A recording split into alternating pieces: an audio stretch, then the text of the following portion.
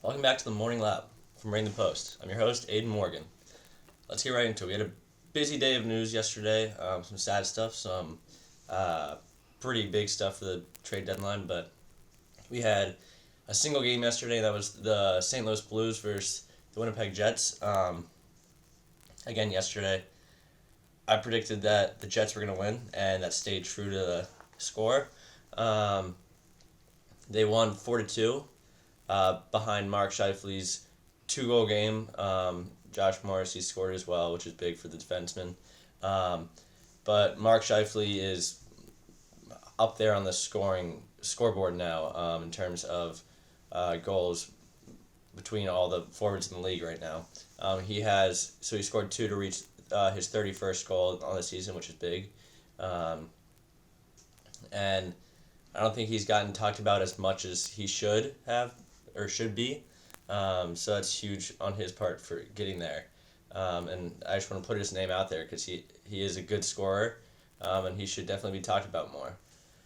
Following that, we have some news coming out of the league in terms of Carey Price. Him and his family are moving back to British Columbia and selling their Montreal home, which is initially saying that he is done with the Montreal Canadiens. He's done with hockey, and we're probably gonna see a retirement retirement letter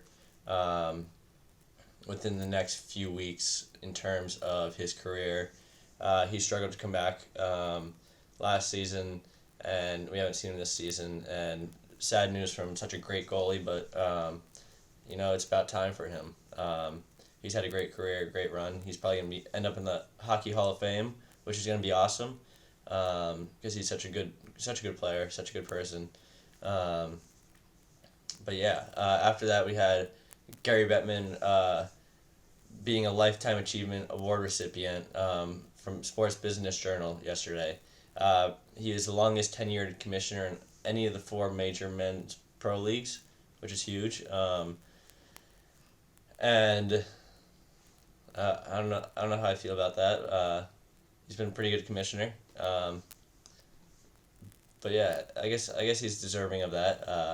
But we'll see how that fares in terms of hockey Twitter, because hockey Twitter just starts some fires. But we'll see.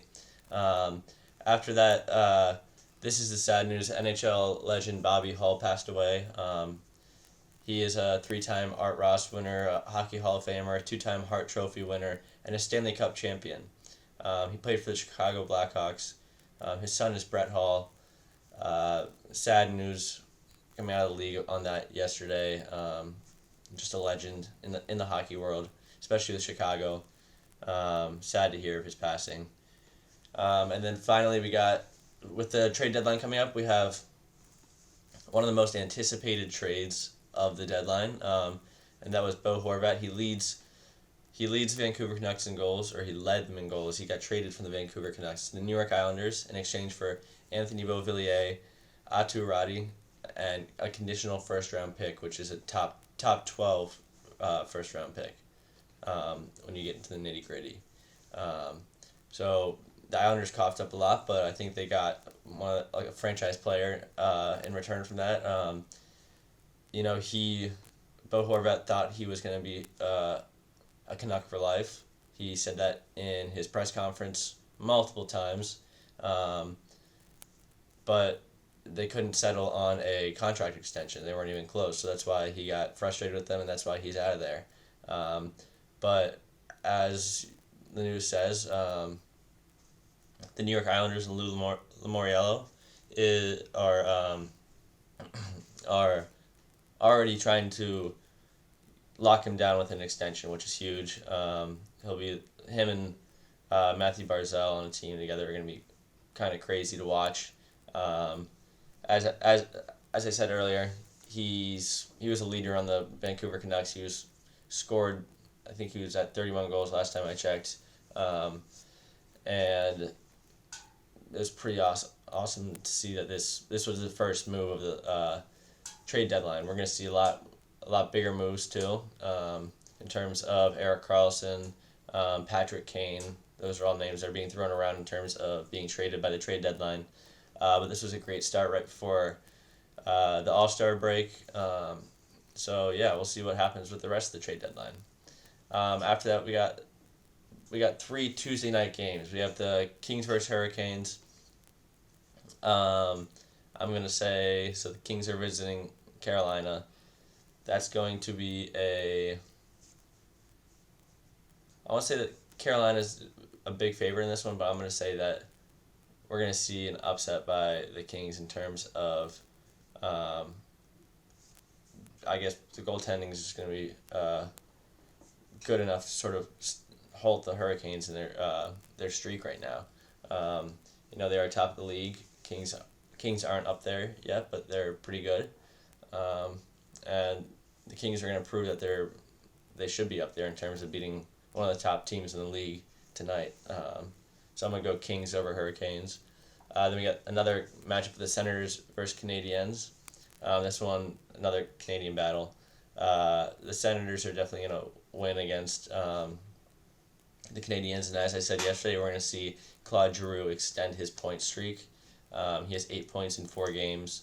That's going to be probably 9-10 points in 5 games now after tonight. So we're going to see that, and we're going to see that in the Senators beating the Canadiens, maybe even shutting them out here tonight.